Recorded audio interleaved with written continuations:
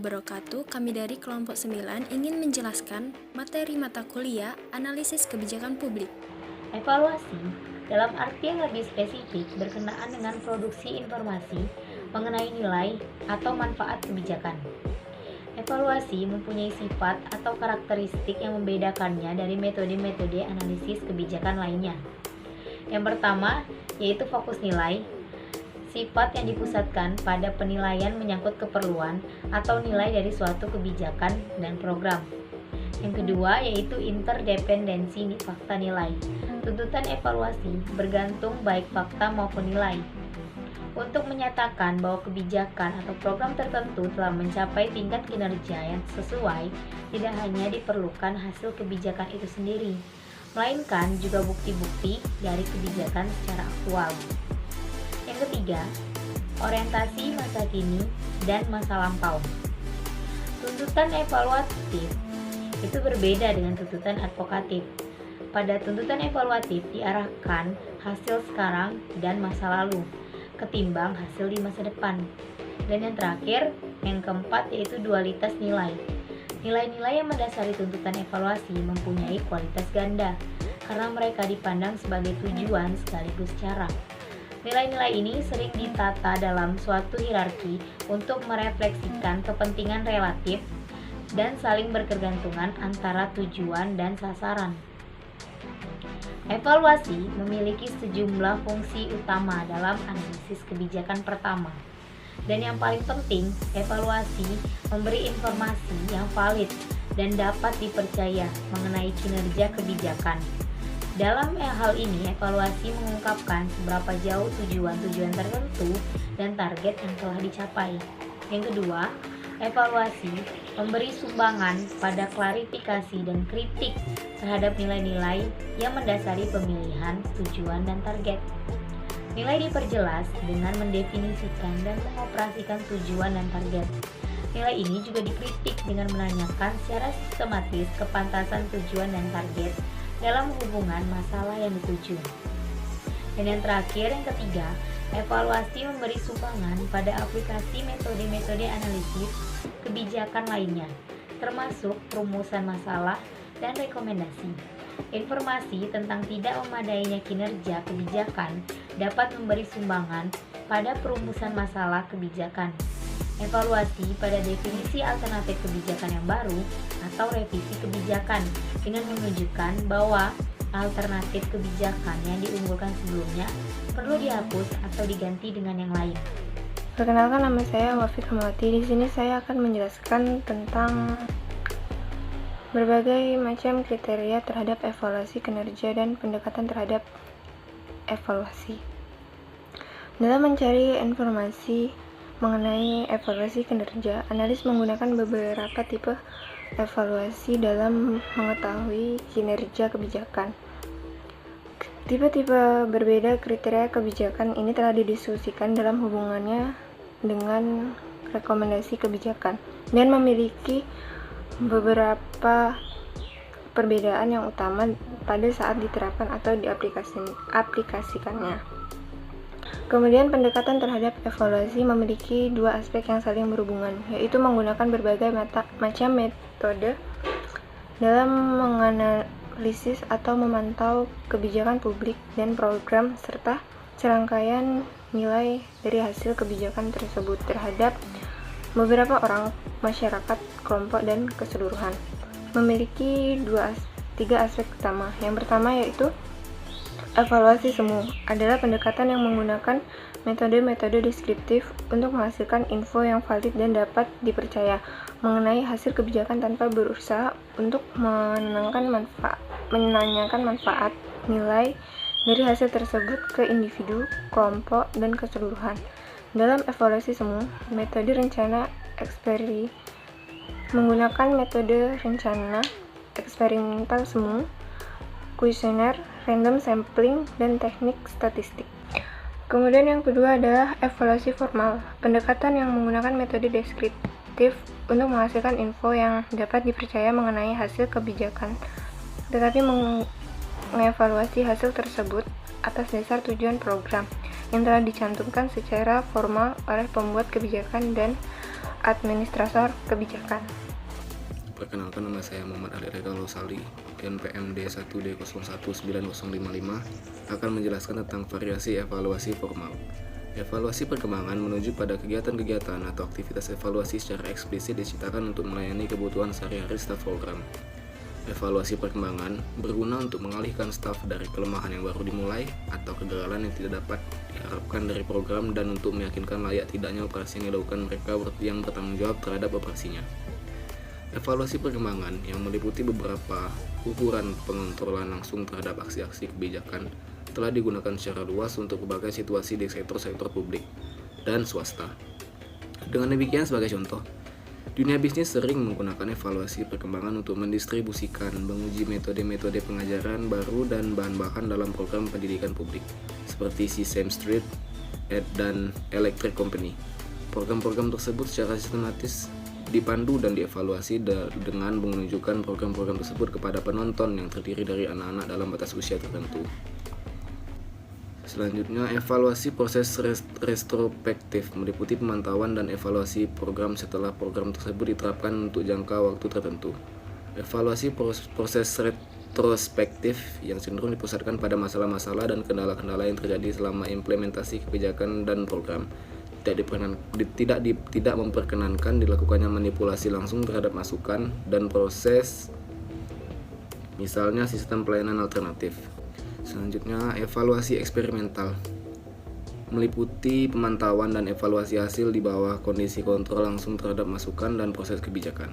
Evaluasi eksperimental yang ideal secara umum merupakan faktor eksperimen ilmiah yang terkontrol, di mana semua faktor yang dapat mempengaruhi hasil kebijakan kecuali satu, yaitu variabel-variabel proses dan masukan khusus dikontrol, dipertahankan, atau diperlakukan sebagai hipotesis tandingan yang masuk akal.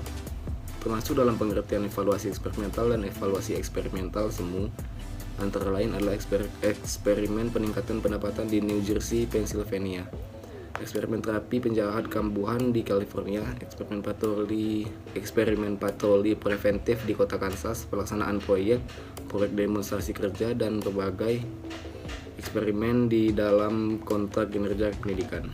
Selanjutnya ke evaluasi keputusan teoritis.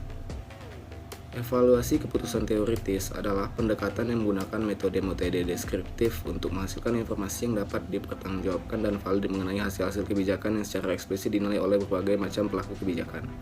Perbedaan pokok antara evaluasi teoritis keputusan di satu sisi dan evaluasi semu dan evaluasi formal di sisi lainnya adalah bahwa evaluasi keputusan teoritis berusaha untuk memunculkan dan membuat eksplisit tujuan dan target dari pelaku kebijakan yang baik tersembunyi atau dinyatakan. Ini berarti bahwa tujuan dan target dari para pembuat kebijakan dan administrator merupakan salah satu sumber nilai. Karena semua pihak yang mempunyai andil dalam memformulasikan dan mengimplementasikan kebijakan dilibatkan dalam merumuskan tujuan dan target di mana kinerjanya nanti akan diukur. Selanjutnya, metode-metode untuk evaluasi. Sejumlah metode dan teknik dapat membantu analis dalam mengevaluasi kinerja kebijakan. Namun hampir semua teknik tersebut juga dapat digunakan dalam hubungannya dengan metode-metode analisis kebijakan lainnya, termasuk perumusan masalah, peramalan, dan pemantauan. Jadi sebagai contoh, analisis argumentasi dapat digunakan untuk memunculkan asumsi-asumsi mengenai hubungan yang diharapkan antara aksi kebijakan dan tujuan kebijakan. Analisis lintas dampak dapat terbukti bermanfaat dalam mengidentifikasi hasil kebijakan yang tidak terantisipasi yang berlawanan dengan pencapaian tujuan program kebijakan. Demikian juga discounting mungkin relevan dengan evaluasi program kebijakan dan dengan rekomendasi. Jika analisis biaya keuntungan dan biaya efektivitas dapat digunakan secara retrospektif ataupun prospektif, akhirnya teknik-teknik yang bervariasi mulai penyajian grafik dan angka-angka indeks sampai analisis serial terkontrol dapat menjadi penting sekali untuk memantau hasil kebijakan sebagai awal dari evaluasi mereka. Hanya satu teknik terdaftar dalam tabel 9-4 yang belum diterangkan. Analisis survei pemakai adalah serangkaian prosedur untuk mengumpulkan informasi mengenai evaluabilitas suatu kebijakan atau program dari calon pengguna dan pelaku-pelaku kebijakan lainnya. Survei pemakai sangat penting untuk dapat dilakukan penafsiran evaluabilitas dan bentuk-bentuk lain dari evaluasi teori keputusan. Instrumen utama untuk mengumpulkan informasi adalah wawancara formal dengan sejumlah pertanyaan terbuka. Tanggapan terhadap pertanyaan-pertanyaan tersebut memberi informasi yang diperlukan untuk melengkapi beberapa tahap dan penafsiran evaluabilitas seperti yang telah diterangkan sebelumnya. Spesifikasi program kebijakan, modeling program kebijakan, penafsiran program kebijakan, dan presentasi penafsiran evaluabilitas terhadap pemakai.